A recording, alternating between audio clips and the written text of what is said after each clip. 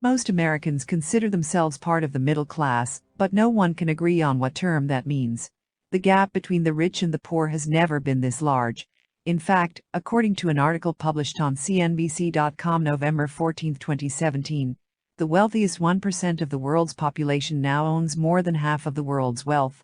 This suggests that the livelihood of a majority of individuals is determined by 1% of the world's population. For instance, in the 80s and early 90s, the middle class in America was still somewhat in good shape.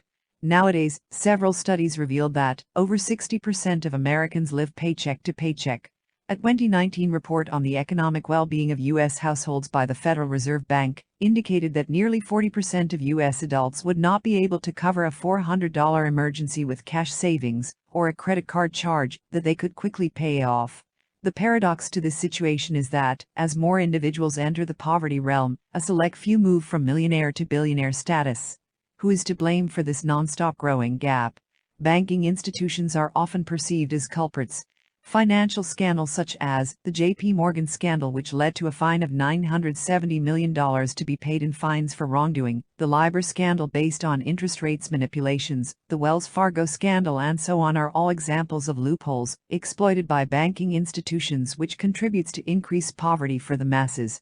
As a result of the growing concern of investors, as well as the fear of losing one's capital due to greedy behavior by banks, cryptocurrency has grown exponentially in only 5 years.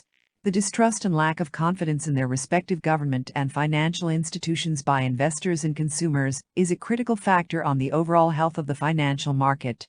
In other words, a direct consequence is often referred to as a financial crisis. However, every time the word financial crisis is mentioned, we almost always discover months later that some millionaires and billionaires manage to get even richer. As observers of this situation, one would wonder if the negative impacts of financial crisis only applies to the majority of those living already in poverty, whereas the rich on the other hand gets even richer. Please leave your comments. Thank you.